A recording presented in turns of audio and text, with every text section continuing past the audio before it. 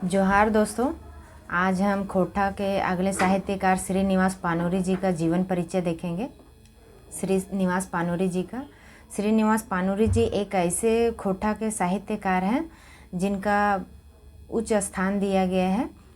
इनका पुकारो नाम है सो श्रीनिवास या कवि जी दोनों कहा जाता है। श्रीनिवास पानोरी जी एक ऐसे साहित्यकार हैं जिनका खोटा में है सो जितने भी रचनाएं की गई हैं, इनका रचनाएं हैं सो बहुत प्रकाशित किया गया है, जिसका महत्व ज़्यादा है। इनका है सो जन्म 25 दिसंबर 1920 ईस्वी को हुआ था और इनका निधन है सो 7 अक्टूबर 1986 को। 25 दिसंबर को है सो हम लोग है सो ऐसे भी बड़ा दिन के रूप में मनाते हैं, तो इसको याद करने में आसानी होगा 25 दिसंबर। और निधन 7 अक्टूबर। जितने भी एग्ज़ाम होते हैं, चाहे वो उत्पाद सिपाही हो, झारखंड पुलिस हो, जेएसएससी, जेपीएससी, सारे एग्ज़ाम में ये डेट आपको पूछेगा और ये डेट आप कॉन्फिडेंस से याद कर लीजिएगा तो आसानी होगा। जन्म स्थान, तो इनका जन्म स्थान बरवा अड्डा, कल्याणपुर, धनबाद में हुआ था। ये बरवा अड्डा के हैं यानी धनबाद के हैं। इनका माँ का नाम दुखनी देवी, बाप का नाम शालिग्राम पानोरी, और ये जब छोटा ही थे तभी इनके पिता की मृत्यु हो गई थी। और जैसे कहा जाता है ना कि पारसनाथ जैसन पहाड़ है से इनकर माथा पे आ गए, कहे कि घर के टोटल खर्चा इन्हीं को उठाना पड़ता था। इसीलिए इन्होंने फिर ऐसे पान की गुमटी खोला और वहीं से अपना जीवन बसर के लिए शुरुआत की है। ये मानवतावादी कवि थे और पान के गुमटी के काम के साथ साथ इन्होंने ऐसे कविता लिखना और क्या बोला जाता है कहानी लिखना, बहुत सारे रचनाएं, नाटक वगैरह ये सब लिखे हैं और यहीं से अपना शुरुआत की है। यानी कर्म के साथ साथ ये है सो अपना कर्म के साथ साथ ये कविकार के रूप में काम किए हैं। इनके बाप की मृत्यु ऐसे 9 दिसंबर 1939 बछर में हो गई थी और माँ का मृत्यु 1944 बछर में हो गया था। इनका बेटा का नाम भगवान दास, राजकिशोर, ध्रुव पानोरी, अर्जुन पानोरी था। 1954 में देखा जाए तो सबसे इम्पोर्टेंट टॉपिक ये हो जाता है कि 1954 ईस्वी में खोटा के पहल कविता संग्रह बाल किरण को इन्होंने प्रकाशित किया था और 1957 में मातृभाषा पत्रिका को प्रकाशित किया था। लेकिन एक और पत्रिका है खोटा पत्रिका, उसको 1970 ईस्वी में प्रकाशित किया था। कम्युनिस्ट घोषणा पत्र में युगे के गीता कह के 100 से घोषणा पत्र के खोटा में काव्य अनुवाद करल थे न श्रीनिवास पानोरी जी। इनकर प्रमुख रचना बाल किरण, तितकी, मधु के देशे, राम कथा मृत, मेघदूत, चाभी काठी, आँखें के गीत, परिजात, रक्ते भिंजल पाखा, अजन्नास, मोतिक चूर, मोह भंग, हमर गांव, भरमर गीत, उद्वासल कर्ण, छोटे जी। इसमें सबसे अगर इम्पोर्टेंट देखा जाए तो ये उद्वासल कर्ण जरूर याद रहना चाहिए। रक्ते भिंजल पाखा, परिजात, आँखें के गीत, चाभी काठी, मेघदूत और राम कथामृत, तितकी, बाल किरण। और इसके साथ साथ जो इम्पोर्टेंट है वो भी याद रखना होगा कि तितकी क्या है तो काव्य संग्रह है, मधुक देशे क्या है तो परिणय गीत है, चाभी काठी क्या है तो नाटक है, मेघदूत क्या है तो ये अनुवाद किए थे, आँखें के गीत क्या है तो ये गीत संग्रह है, रक्ते भिंजल पाखा क्या है तो कहानी है, अजनास क्या है तो नाटक है, उद्वासल कर्ण ये इम्पोर्टेंट है कि ये भी उद्वासल कर्ण लिखे थे। और सबसे इम्पोर्टेंट हो जाता है कि इनको भी आई कर लीजिए कि श्रीनिवास पानोरी जी को भीष्म पितामह की मतलब उपाधि किसने दिया था, तो विश्वनाथ दसौंधी राज। विश्वनाथ दसौंधी राज जो थे वे राम नारायण कॉलेज, गंगा राम नारायण कॉलेज में पढ़ाते थे।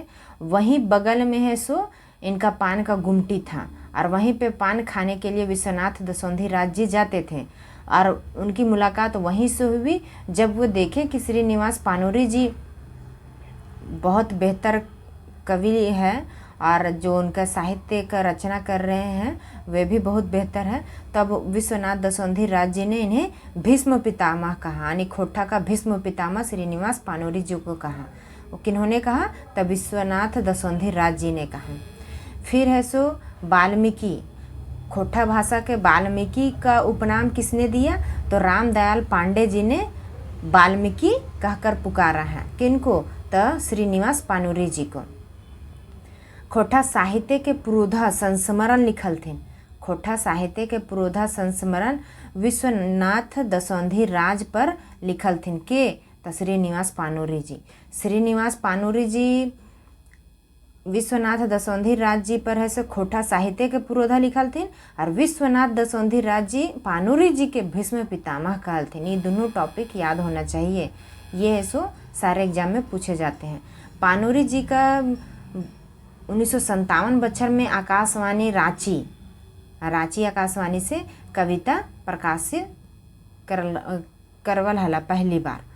और बोंडाय साहित्य के ध्रुव तारा पानुरी शिवनाथ परमानिक जी के जीवनी लिखल थिन के? तो श्रीनिवास पानुरी जी बोंडाय साहित्य के ध्रुव तारा पानुरी शिवनाथ परमानिक जी के जीवनी लिखल थिन है।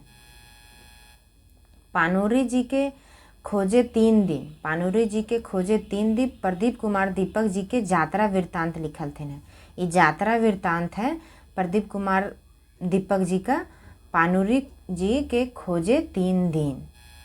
मातृभाषा खोटा बोले थे, मातृभाषा जो पत्रिका है सो 1957 ईस्वी में प्रकाशित हुआ था और वहीं खोटा पत्रिका है सो 1970 ईस्वी में प्रकाशित किया था। इसका संपादन किसने किया था? तब पानुरी जी। एक यहाँ है बोंडाय साहित्य के, ये बोंडाय साहित्य के ध्रुव तारा पानुरी जी लिखल थे। ध्रुव तारा पानुरी जी इनकर बेटा हलथिन और शिवनाथ परमानिक जी के जीवनी पर लिखल थिन है। इस तरह जितना भी देखल जाए तो श्रीनिवास पानुरी जी का जो भी टॉपिक है उससे जितना भी सवाल बनता है वो इसी से बनेगा।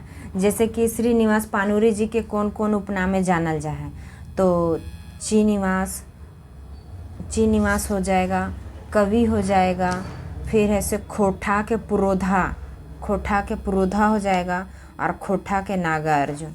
ये सब है सो क्या बोला जाता है? खोटा के पुरोधा।